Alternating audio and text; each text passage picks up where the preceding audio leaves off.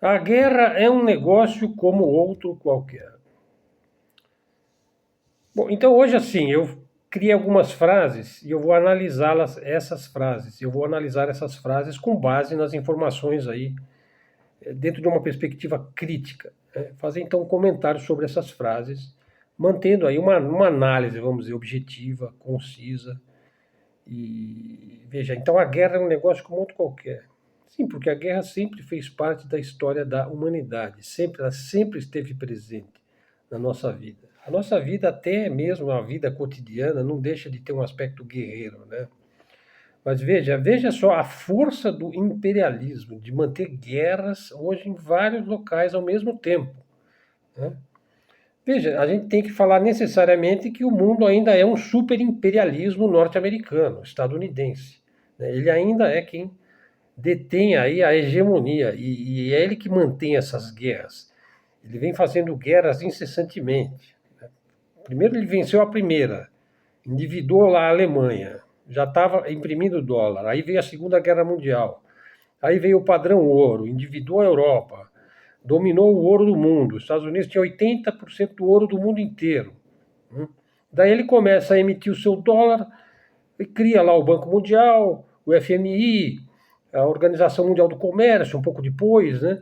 E vai criando um déficit público interno, e o americano vai se tornando o indivíduo que vai consumir os produtos do mundo, ele vai jogando aquele dólar, né, para o mundo inteiro, criando até superávites, né, para os outros países, mas sempre mantendo os países subdesenvolvidos, emergentes ou em desenvolvimento, como mão de obra barata, assalariada, impedindo-os de se industrializarem, ao mesmo tempo que ele se industrializava de uma maneira absolutamente fantástica, e desde do pós-guerra até pelo menos 1980, 1990. E depois ele começou o processo de desindustrialização, né? Que é justamente a causa da atual crise sistêmica do imperialismo, porque o capitalismo se mudou parcialmente ou em boa parte lá para a China. O chinês soube fazer a lição de casa e agora ele quer se reindustrializar. Mas a guerra, então, é a maneira como ele continua a manter a sua hegemonia. Então você vê a série de guerras que eles fizeram. Primeiro, a Guerra da Coreia, né? Os Estados Unidos começou a se endividar ali, na Guerra da Coreia. Depois veio Guerra do Vietnã, é, depois da queda da União Soviética, teve uma série de guerras, a primeira do Golfo, a segunda guerra do Golfo, aí uma série, assim, guerra do Iraque, do Afeganistão, aí da Líbia, Somália, Líbia, Iraque, e agora Líbano, usando Israel, ou Israel usando, ninguém sabe se é o cachorro que abana o rabo ou se é o rabo que abana o cachorro, né? Ele usa Israel, Israel usa o também, né? Então, Líbano, Síria e agora o Irã. E depois a guerra, talvez a mais importante aí, que é a da Ucrânia, né? Mas a guerra é um negócio como outro qualquer. Veja, a frase reflete uma visão cínica da realidade, mas ela tem um fundo de verdade. Por quê? Porque a guerra sempre envolve interesses econômicos, controle de recursos, sempre tem contratos de reconstrução dos locais que são destruídos pelas bombas, pelas armas, sempre tem vendas de armas por indústrias bélicas que fazem parte aí do complexo industrial, militar e financeiro do imperialismo. Por exemplo, empresas como Lockheed Martin, Raytheon lucram bilhões com os conflitos, né? Que sustenta a ideia de que é um negócio, né? No entanto, reduzir a guerra apenas ao empreendimento econômico ignora a complexidade humana disso daí. Porque a guerra também é uma maneira de dizer, ó, você só vai até aqui, né? Esse povo aqui tá muito saidinho, hein? Essa nação aqui, esse país, né? Futuramente ele pode me dar trabalho, então eu já vou meter uma guerra ali, já vou criar uma divisão, uma guerra híbrida, vou derrubar o governo dele. Enfim, você impede os países de terem soberania, né? A guerra é contra as nacionalidades, contra as nações, né? E é uma coisa medonha. E também é uma maneira também de controle populacional, né? Enfim, é uma coisa muito triste, né? Bom, então assim, o sofrimento das populações, as questões éticas, humanas, políticas, morais, né, as motivações ideológicas e geopolíticas, enfim, é uma frase que deve ser pensada.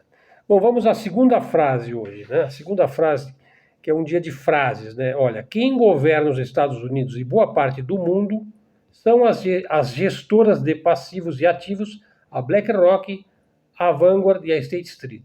Então, quem governa os Estados Unidos pode ser uma afirmação exagerada. Veja, a BlackRock, a Vanguard e a State Street, que são gestoras de ativos e passivos, da ordem de trilhões de dólares em ativos, fundos de pensão, eles têm ações de todas as 500 maiores corporações industriais e financeiras do mundo.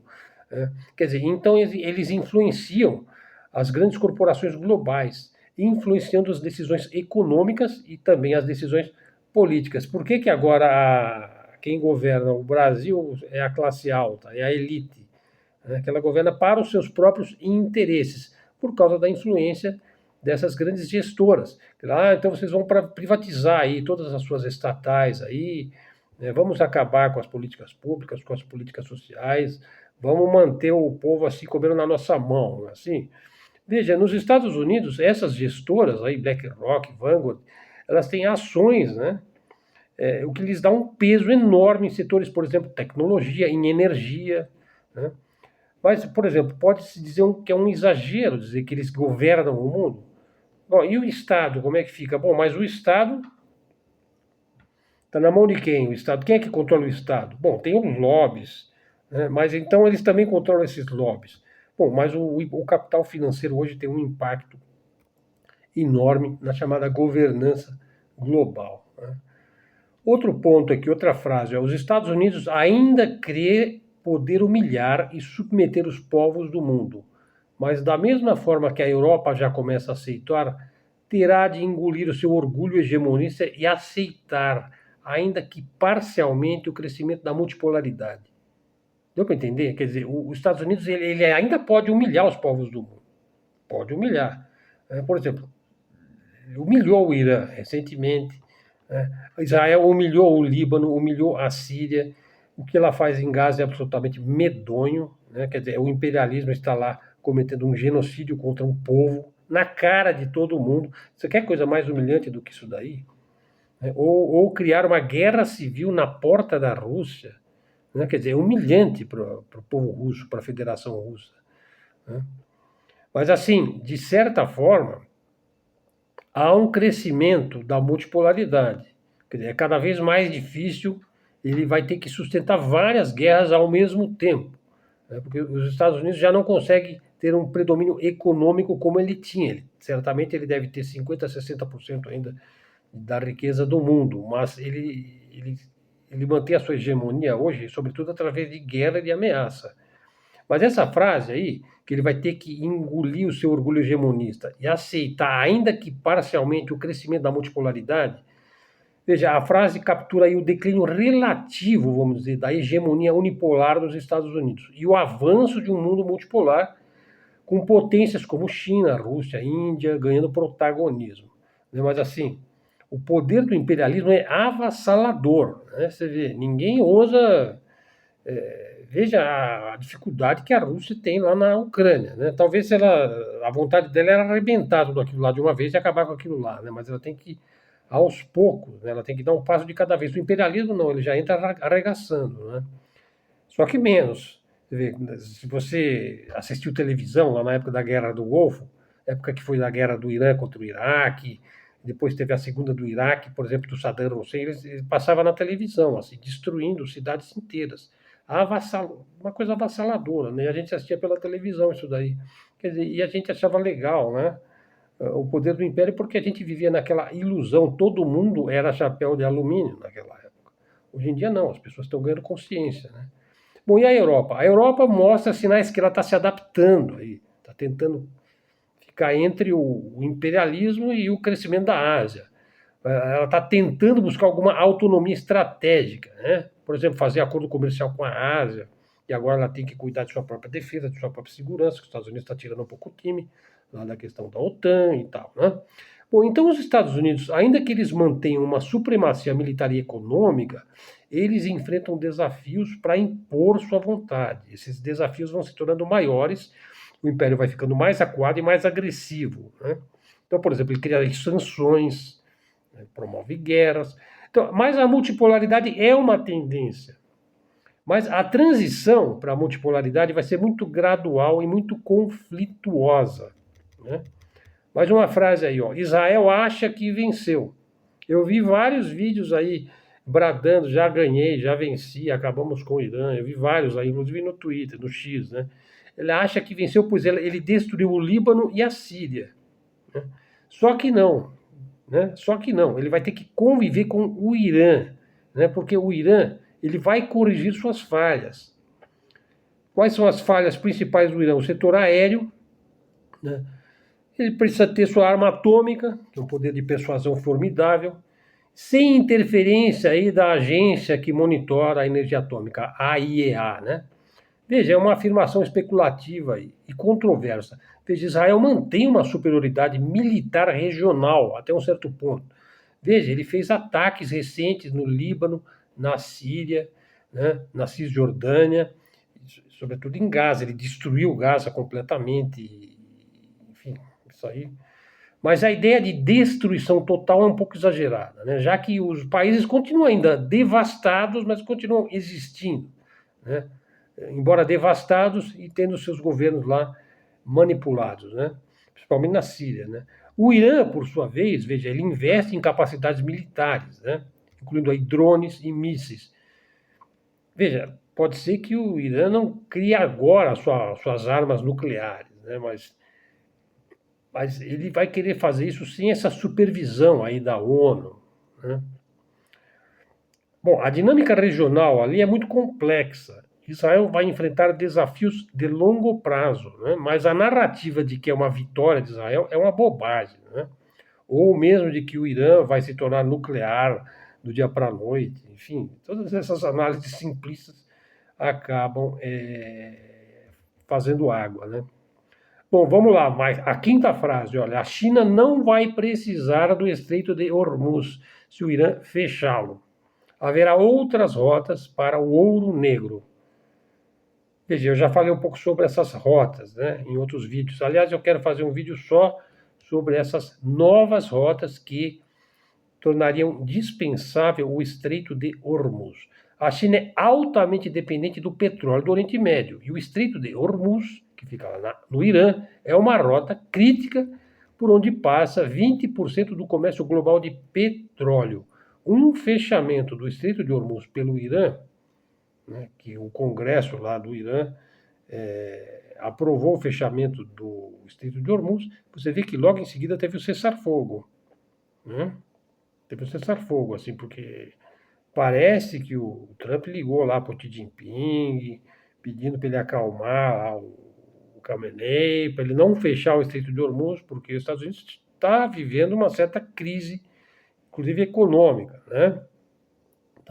Você sabe, ele mandou, tem dezenas de milhares de funcionários públicos desempregados, tem todo aquele problema que ele está tendo por causa da desindustrialização, de ter que trazer indústria, tem o problema das sanções, das tarifas e tudo mais, né? Então, assim, de repente, um aumento no preço do petróleo agora para o norte-americano, para a classe média, para a poderosa classe média americana, e o Trump não está com esse bope todo, né? Então, essa frase, ela tem alguma base, né? Ela tem alguma base, veja, mas não se pode subestimar aí o Estreito de Hormuz, porque eles não vão do dia para a noite fazer essas ferrovias que eles estão programando. Eu vou falar melhor sobre esse tema num vídeo, talvez ainda hoje. Sexta frase, veja, a governança dos BRICS pelo Brasil nesse ano de 2025 está sendo um fiasco total, porque veja, o Xi Jinping já falou que ele não vem, né? Parece que vai ser em outubro, ou vai ser agora em julho. Bom, não sei, não tenho certeza. O Brasil a governança dos BRICS em 2025 está na mão do Brasil, né? Ano passado estava com a Rússia, teve lá o encontro de Kazan, que foi um negócio fantástico e tal, mas os BRICS, assim, ele tá no impasse, né? Ele não está tendo o desenvolvimento que ele poderia ter, justamente porque o Brasil está dando para trás, né? A Índia também deu para trás, né? E aí o Xi Jinping não vem, ele vai, eu já encontrei com o Lula 2 vezes, aí o Vladimir Putin, veja que absurdo, ele não vem porque foi julgado lá pelo Tribunal Penal Internacional, e o Brasil vai obedecer esta imposição aí imperialista, né? Veja, o mesmo Tribunal Penal Internacional que condenou o maior genocida vivo, né? Que é aquele cara que é tido como moderado lá do Irã, que é o Netanyahu. Mas o cara estava lá na Casa Branca, né? Não foi preso, porque os Estados Unidos não é signatário desse. E o Brasil vai ser signatário disso daí? É claro que o Vladimir Putin não vai vir para cá se ele não tiver uma garantia absoluta, né, de segurança. Ele não pode ser preso aqui no Brasil, né, um indivíduo desse nível. Né? E o Brasil assumiu, então, a liderança rotativa dos BRICS em 2025, sediando a cúpula lá em Kazan em outubro, mas as críticas à gestão brasileira vão surgir aí, né? Você vê a burrada que foi não entrar a Venezuela para os BRICS, né? Você vê o tipo de pressão que eles sofrem, né? Eles têm que se submeter à vontade do imperialismo, né? Mais uma vez, né? Então, assim, é muito difícil você coordenar os interesses dos membros dos BRICS num foco de resistência ao imperialismo, para se criar aí, talvez, de novo, um mundo bipolar. Então, provavelmente, por isso aqui se fala, é mais provável que o mundo seja multipolar e que o imperialismo não consiga conter, do que você ter novamente um mundo bipolar, como era na época de Estados Unidos de um lado e União Soviética do outro lado. Então, assim, não se pode falar que vai ser um fiasco total, mas já se pode dizer que não vai ser nada do que se esperava. Né? E, assim, é um pouco frustrante com a diplomacia brasileira, que não consegue articular uma agenda coesa, né, para os BRICS. Mais uma frase, veja, o Congresso vai aumentar de tamanho aqui no Brasil e os pobres vão pagar a maior parte dos impostos para os ricos. Os ricos não pagam mais impostos no Brasil. Os ricos é que governam o Brasil com mão de ferro para si mesmos. Veja, essa frase aí reflete uma percepção da desigualdade sistêmica no Brasil. Então, parece que o Congresso ia passar de 512 lá para 530. Quer dizer, aumentar o tamanho do Congresso, isso é a coisa mais absurda que pode haver. Deveria cortar pela metade aquilo lá. Né? A carga tributária brasileira, ela pesa sobre os mais pobres. Né? Com impostos diretos, impostos indiretos. Ia se criar aí um IOF para a classe alta e simplesmente eles não querem, né? De jeito nenhum. Só o pobre que paga imposto no Brasil. A elite econômica influencia fortemente a política, né? Faz os financiamentos aí das campanhas, os lobbies, né? Bom, a realidade é que nós vivemos num sistema político que é capturado por interesses aí que perpetuam as desigualdades de classe, né, no Brasil. Então eu posso ainda trazer uma outra frase. Veja, o Brasil é governado por interesses particulares. O Estado serve para empurrar tudo com a barriga. Né? Bom, aí é uma frase que ela mostra assim, uma percepção da ineficiência do Estado. Né? E que o poder público está capturado por grupos de interesse e que trabalham lá para o BlackRock, para o Vanguard, para o State Street. E que no Brasil o seu braço assim forte, né, corporativo, ligado a essas gestoras de ativos e passivos, é o agronegócio. E também o setor financeiro, aí, que a gente chama pitorescamente de Faria Lima, Farinha Lima. Né? O Estado brasileiro ele não faz as reformas que ele deveria fazer. Né? A reforma tributária, a reforma administrativa, a reforma política, o que reforça a ideia de empurrar com a barriga. Né? Por exemplo, criando aí o Bolsa Família, implementando políticas públicas de você ficar dependente da esmola estatal, né? E ao mesmo tempo eles não vão acabar com isso daí, né? Mas enfim, a frase também capta aí uma frustração real, né? E generaliza aí a complexidade aí dessa governança brasileira. Então eu trouxe algumas frases aqui. Acho que então o vídeo vai ficar assim mais curto. E espero que vocês gostem aí do nosso conteúdo, um conteúdo diferente. Quis analisar algumas frases, que eu mesmo criei essas frases, e trazer esse tipo de análise aqui para nosso canal Luz no Fim do Túnel, canal da mídia alternativa, da mídia independente. Se você chegou até aqui, dá um like no vídeo, faz um comentário, traz um seguidor para o canal, vê se você está seguindo o canal. Né? Se você gostar dos nossos conteúdos, replique aí nas suas redes sociais, né? Pessoal, foi seu interlocutor aqui, Helder Araújo, que se despede agradecido pela sua atenção. Até a próxima e fiquem com Deus.